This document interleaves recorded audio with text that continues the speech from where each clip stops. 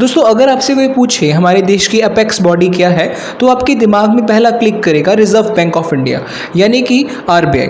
RBI के जो headquarters हैं आपको मुंबई में देखने को मिल जाएंगे, जो इस्टेब्लिश हुआ था 1 अप्रैल 1935 को हुआ था, यानी कि 87 ईयर्स अगो पहले आरबीआई को इस्टेब्लिश किया गया था। मिनिस्ट्री ऑफ फाइनेंस जो है government of India, ministry of finance इसकी ऑनरशिप करती है, और हमारे आज के आरबीआई के गवर्नर हैं शक्तिनाथम दास। ठीक है जी। सो आरबीआई की इस वीडियो में हम बात करने वाले हैं। ये वीडियो अपने आप में बहुत ही ज़्यादा इंपॉर्टेंट हो जाता है फॉर +1 +2 बीकॉम एमकॉम। अगर आप किसी हायर स्टडी के बारे में आप पढ़ रहे हो उसके लिए भी इंपॉर्टेंट हो जाता है, प्लस आपका यूपीएससी और गवर्नमेंट स्टेट एग्ज़ाम के लिए भी इंपॉर्टेंट हो जाता है। प्लस अगर आप किसी इंटरव्यू में जा रहे हो और आपको क्या है इस सेक्टर से सवाल पूछे जा रहे हैं, तो उसके लिए भी आपके लिए ये इंपॉर्टेंट हो जाता है, प्लस वाइवा के लिए भी इंपॉर्टेंट हो जाता है। सो बिना किसी देरी के चलिए फिर शुरुआत करते हैं। नमस्कार दोस्तों, मेरा नाम है रमन और स्वागत है आपका स्टडी हब में। मैं आगे बढ़ने से पहले आपको बता दूं, आपको इस चैनल पर +1 से लेकर एमकॉम तक की सारी वीडियोस अवेलेबल होंगी। बाकी की अपडेट के लिए आप मेरे को मेरे सोशल मीडिया हैंडल के ऊपर भी फॉलो कर सकते हो, और आपको इन सारी वीडियोस का PDF डिस्क्रिप्शन बॉक्स में मिल जाएगा। The Reserve Bank of India was set up on the basis of recommendation of Hilton Young Commission। अब आरबीआई की थोड़ी सी हम हिस्ट्री पढ़ लेते हैं। जो रिजर्व बैंक ऑफ इंडिया है वो बेसिकली हिल्टन यंग कमीशन ने रेकमेंड किया था।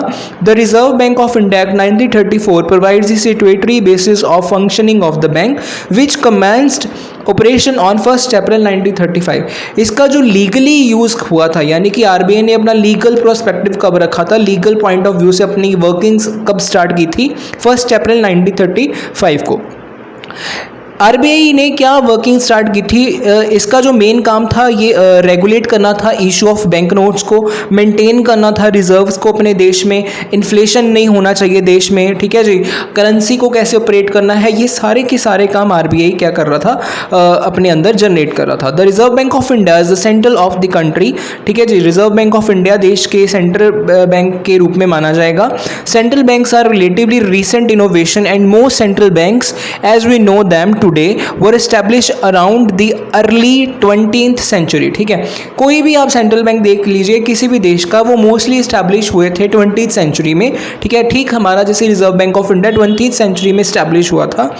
इसकी थोड़ी सी और डीप में हिस्ट्री पढ़ लेते हैं। An interesting feature of Reserve Bank of India was that its very inception, the bank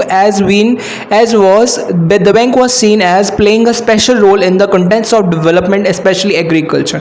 ठीक है, रिजर्व बैंक ऑफ इंडिया को बेसिकली अगर हम हिस्ट्री में देखें तो reserve Bank of India agriculture के रूप में बहुत ही ज़्यादा निखर के आया, मतलब इसने एग्रीकल्चर में बहुत ही ज़्यादा हेल्प प्रोवाइड की है during the time of 5-year plans। ठीक है जी, when India commenced its plan endures, the development role of bank come into focus, especially in its 60s when the Reserve Bank in many ways pioneered the concept and practice of using finance to catalyze development। Reserve bank ने अपने जो help provide की, अपनी services provide की हैं, different sectors में की हैं और डिफरेंट वेज में की हैं। ठीक है जी, ताकि इंडिया का एग्रीकल्चर सिस्टम को, इंडिया को एक सपोर्ट मिल सके, इंडिया का एग्रीकल्चर सिस्टम आगे आ सके।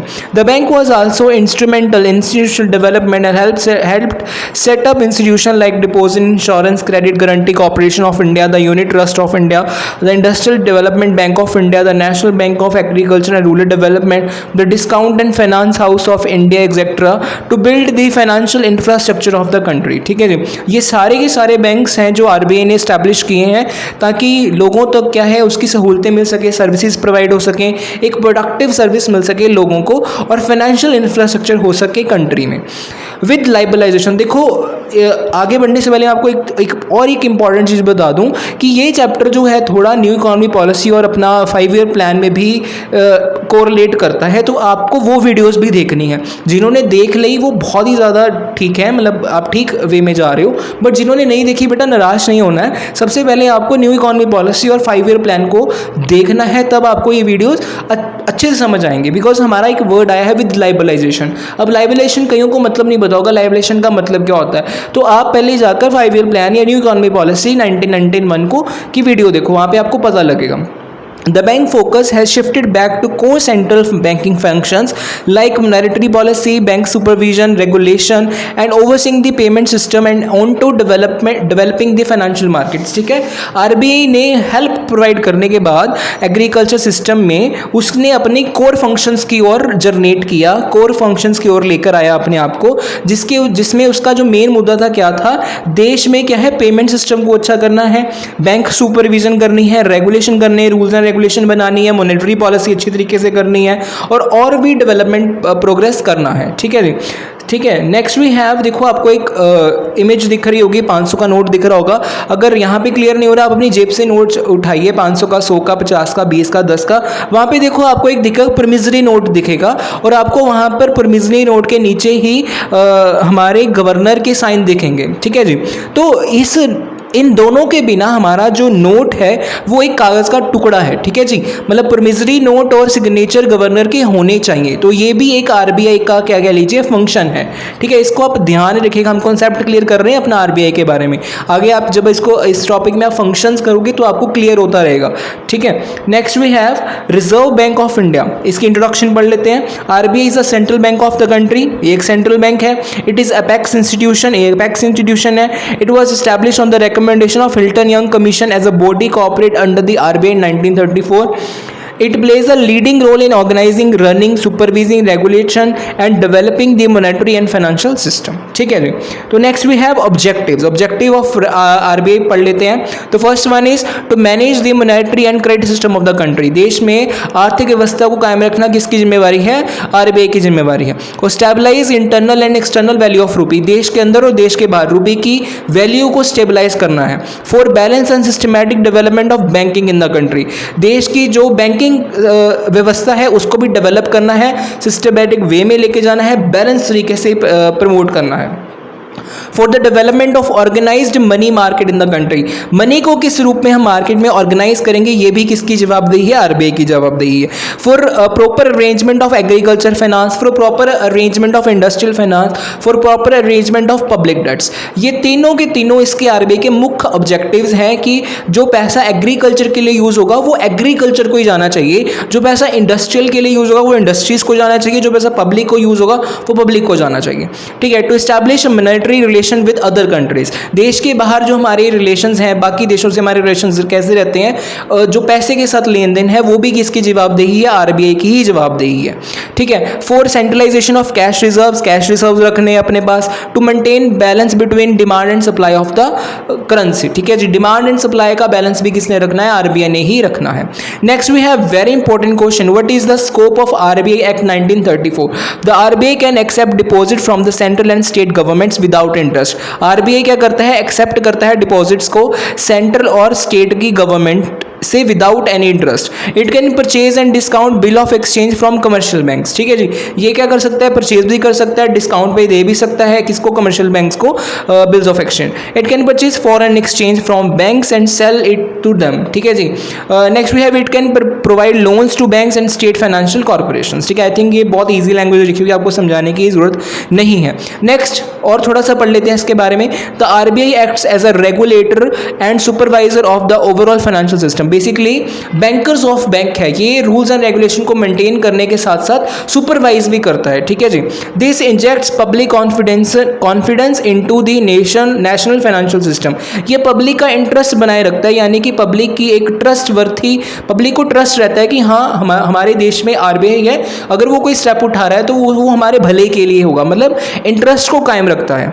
Banking alternatives to the public. ठीक है जी, नए नए अल्टरनेटिव्स को पब्लिक की जो हेल्प प्रोवाइड करें, जैसे कि ऑनलाइन सिस्टम किया गया। हर एक सेक्टर में आप देख लीजिए, अगर आपने सब्जी भी लेने जाना हो वहाँ पर भी आपको QR कोड या गूगल पे या फ़ोन पे या पेटीएम दिख जाएगा। ठीक है, finally the RBI act as a issuer of national currency. ठीक है जी, तो आरबीआई का एक्ट क्या है?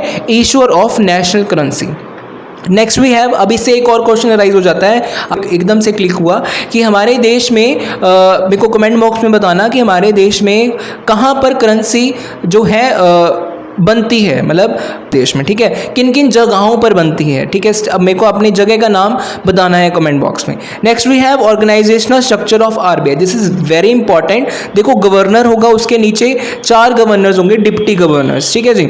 एग्जीक्यूटिव गवर्नर होंगे, डायरेक्टर्स होंगे 4, फिर चीफ मैनेजर होगा, फिर चीफ अकाउंटेंट होगा। देखो मैंने आपको एक तस्वीर दी हुई है, हमारे आज के जो गवर्नर हैं श्री शक्तिकांतम दास जी, ठीक है जी, उसके नीचे 4 डायरेक्टर हैं, ठीक है जी, उसके नीचे भी आगे डिप्टी डायरेक्टर के नीचे भी आगे एग्जीक्यूटिव डायरेक्टर्स हैं, ये आपने खुद ढूंढने हैं वो कौन से हैं, और चीफ मैनेजर चीफ अकाउंटेंट भी आपको ढूंढना पड़ेगा। तो ये तो था हमारा organisation structure. Next we have powers of RBI. तो पावर्स क्या है आरबीआई की? Powers to issue licence, power to determine the credit policy, inspection करना है, इशू डायरेक्शन करना है, कंट्रोल मैनेजमेंट करना है, एडवाइस बैंक्स करना है, असिस्ट करना है प्रोटोकॉल्स को, ठीक है जी, रिसीव करना है, ठीक है, सिस्टमैटिक वे में काम करना है। पावर, एडिशनल पावर्स भी हैं इसके पास, ठीक है जी। Power to advice central government, this is very important, ठीक है। Next we have sections also, ठीक है, सेक्शंस भी आपको याद करने पड़ेंगे। जो बच्चे क्या कर रहे हैं, थोड़ा सा लो पॉइंट ऑफ व्यू में पढ़ रहे हैं, उनके लिए सेक्शंस बहुत ज़्यादा इंपॉर्टेंट हो जाते हैं, ठीक है। Next we have functions of RBI, this is our last topic. Functions पढ़ लेते हैं जी। बैंकर्स बैंक है, ठीक है जी, ये सभी बैंकों का मतलब सबका हेड है ये। इशू करता है currency, issuer of currency, monetary authority है इसके पास, ठीक है। Registration, regulator of financial system, ठीक है, फाइनेंशियल सिस्टम को रेगुलेशन किसके द्वारा होगा? आरबीआई के द्वारा होगा।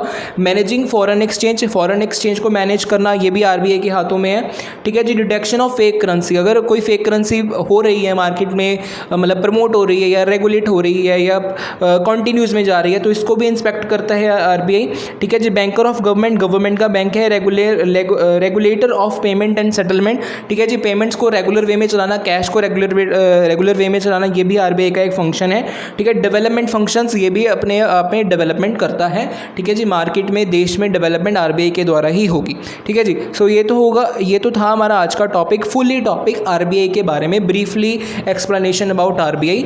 सो थैंक यू वेरी मच, ठीक है जी। All the best for your exams, अच्छे से पढ़ना।